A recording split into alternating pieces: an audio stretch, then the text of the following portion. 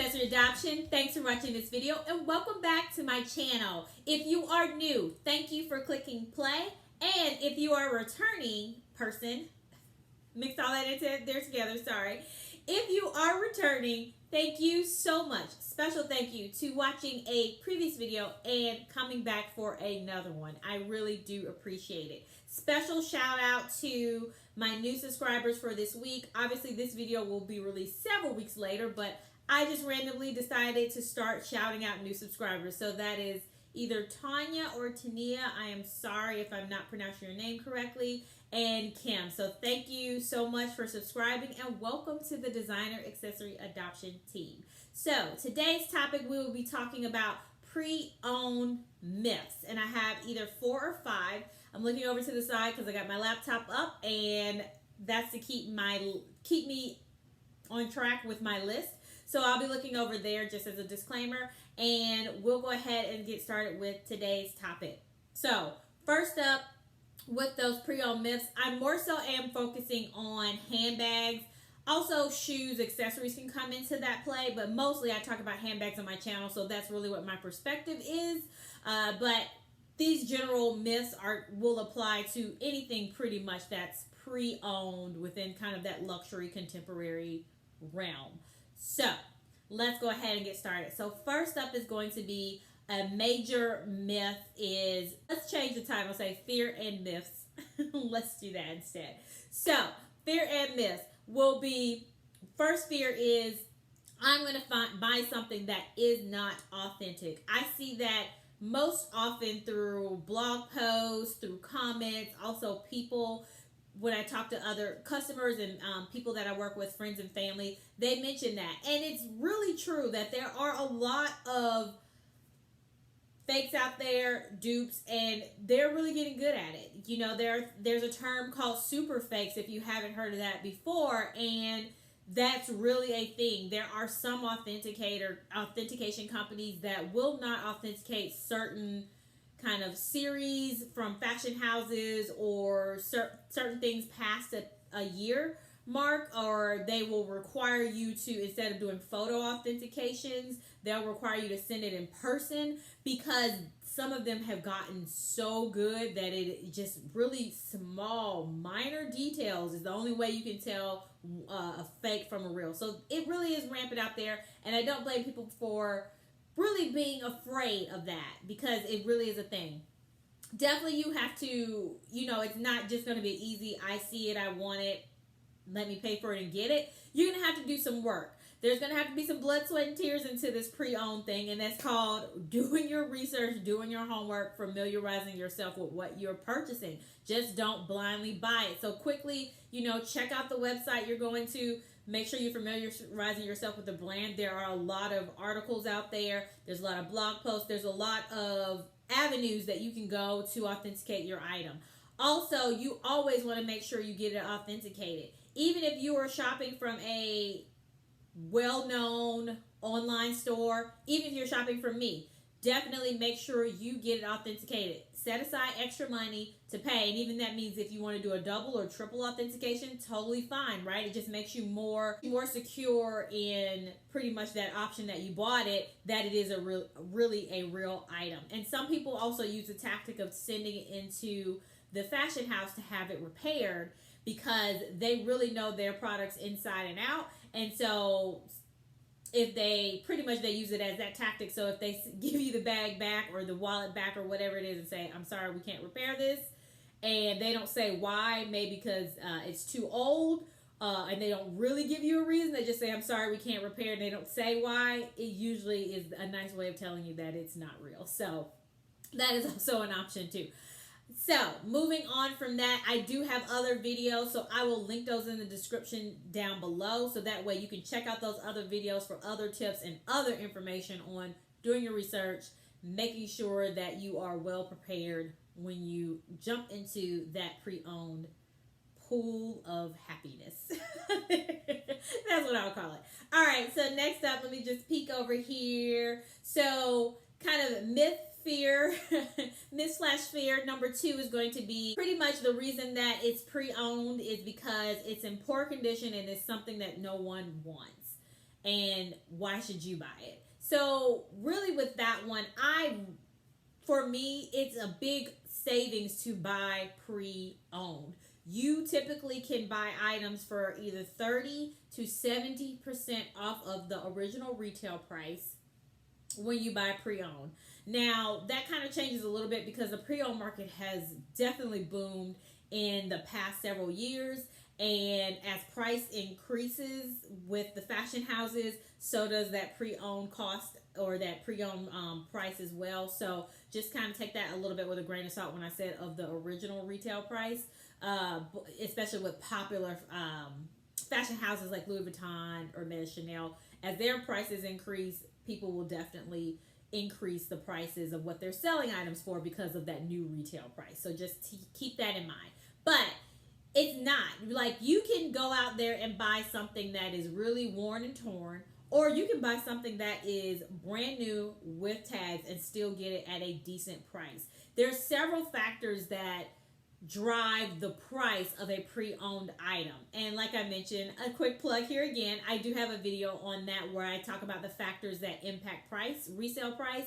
So that one will be down below so you can check out more information on that. But it does not mean that just because it is pre-owned, it's going to be ratted and tatted. You can, like I said, you can buy something that's torn in horrible condition, or you can buy something that was not even used, but person wants to get rid of it and you can get a great deal. So definitely you can find the full spectrum on the pre-owned market, and it is a treasure hunt and it is a journey. It is not a sprint. Just think about it that way. And I'll leave it at that. So next fear/myth, since we're on that theme, is going to be number 3, which is you cannot have your item repaired. And in general, what I mean there is two things. That means that if something happens, you cannot have it repaired at the fashion house, or you can't have it repaired, period. And neither one of those are the case. If you have a luxury item from Dior or Gucci, Burberry, any of the other ones, Ferragamo, you can have that item repaired. As long as it is authentic, you can send it in. So pretty much what will happen is, depending on what the wear is and how old the item is, you may have to pay to have it repaired. And that's totally fine. You're getting it back to its original condition. It's kind of like a car. When you have a Honda Accord, for example, and you get in a car accident.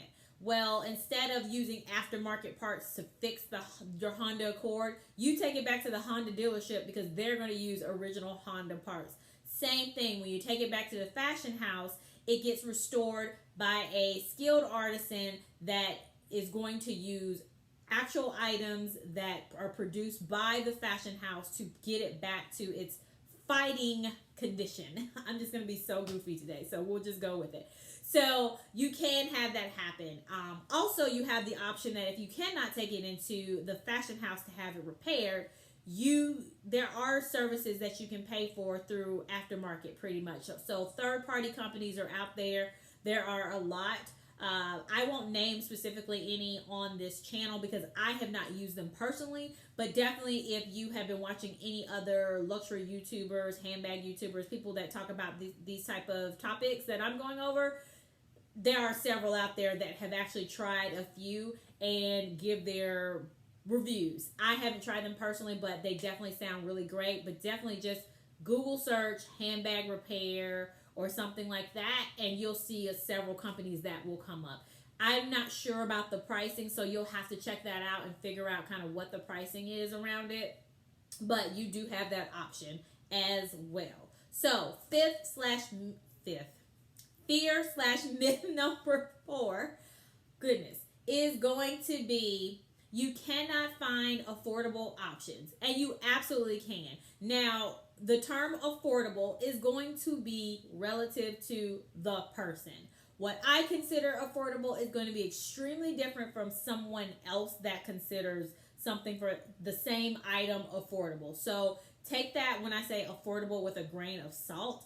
But what I'm really saying here is, if you think about maybe a handbag that retail for $1,200 or $1,500 on brand new, you can find that bag for $300, $200. And to me, that is considered affordable.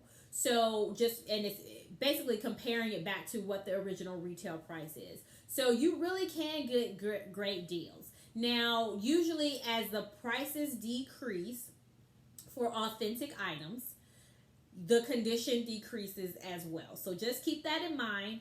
But if you're willing to put a little bit of elbow grease in it, if you're willing to pay a little, save on the front end so that way you can get that dream item that you want, it may not be in the optimal condition that you want it in, but then you put a little bit more investment into that product and pay for an aftermarket service to condition the bag and restore it back to its fighting condition, or take it back to the fashion house and get it back into shape, then you can get a great bag. Now, pretty much between those two investments, where you initially purchase it, whatever that cost is going to be, and then the cost to fix it will add up to your total amount. So it likely will be the same amount that you would have spent if you would have basically bought it in the condition that you desired. But that is an option. So just remember that you do have options out there. There are some things that are really extremely hard to fix. One of those being, if not impossible to fix, which is cracks in the canvas, things like that. So you just want to keep those in mind. But I've actually seen some videos where I think I saw a Prada Saffiano actually, where it was in white and it was 2 or 3 holes, like slashes in the Saffiano, and after they were finished with it, you could faintly tell when you looked really close that there was some type of change, but it wasn't obvious, and it was only in one spot. The other 2 marks that were on the bag, you couldn't tell at all. So they can work some magic. So definitely keep that in mind. I probably would be very nervous to just knowingly buy a handbag that had holes in it and hope that I can get it fixed versus knowing that I can get it fixed. So I would probably dip my toe in a little bit and maybe not go all in on my first bag and blow all my savings on this one that I really want to fix and it doesn't come out the way I want. But to each his own, but those are options, and that's the only reason I'm presenting it, is to give you options. All right, last up is going to be, I probably should have said this one first, but I think this one is still a little bit out there. I feel like there are some people that kind of shame people for buying pre-owned and things like that, but taboo to purchase pre-owned. I feel like for those people that feel like, oh, you shouldn't buy pre-owned, you should just be able to kind of afford that item for its full price, whatever. You know, if you feel like that, you feel like that. Obviously, I talk about pre-owned a lot. So if you feel that way, you are likely not watching this video. So goodbye to you and move on. So for those people who kind of feel apprehensive or feel like they may be shamed, do what works for you. Do what you like and do what works for your budget. For me personally, I buy a lot of pre-owned because the original retail price is just way too expensive for me to buy that item. Also, I like items that may have been popular 10 years ago. That fashion house no longer makes that item anymore. So my only option is to buy it pre-owned. I also love vintage. And guess what? You can't the definition of vintage is that it is at least 20 years or older. So if I buy a brand new bag from a fashion house like Dior, for example, then that's not vintage. I have to buy it pre-owned. So for all of those reasons, I buy pre-owned. Like I mentioned, it works for my budget.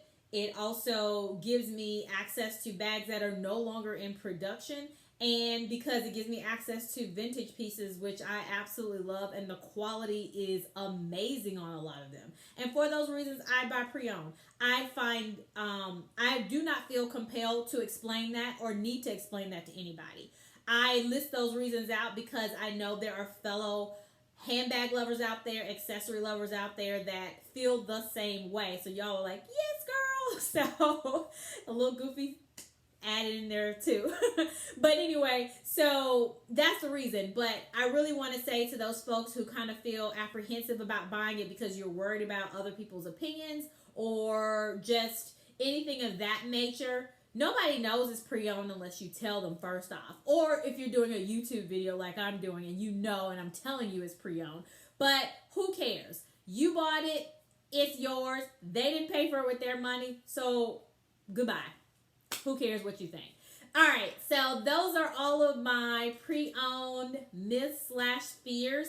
Definitely let me know if there's any other ones that you can think of or that you're worried about. I definitely would like to hear from you if what I listed is nothing that you're thinking of, and we can have a conversation about it. And if there's enough, I could possibly do another video on the same topic using some of the ones that you provided in the comments down below. I typically love videos every Wednesday covering topics related to fashion, luxury, contemporary brands, more so focus on the pre-owned market as with this topic here. But definitely I throw in some unboxings and lifestyle topics also. So I thank you so much for watching, especially if you're at this point in the video. You obviously liked something. So if you could either subscribe or like this video, I would greatly appreciate it. And one more ask is share this with people that you feel would enjoy the channel. I really appreciate the folks that have subscribed so far. I'm really trying to grow this channel, so definitely like, share, and subscribe. And I will see you again next Wednesday. Thank you. Have a good day.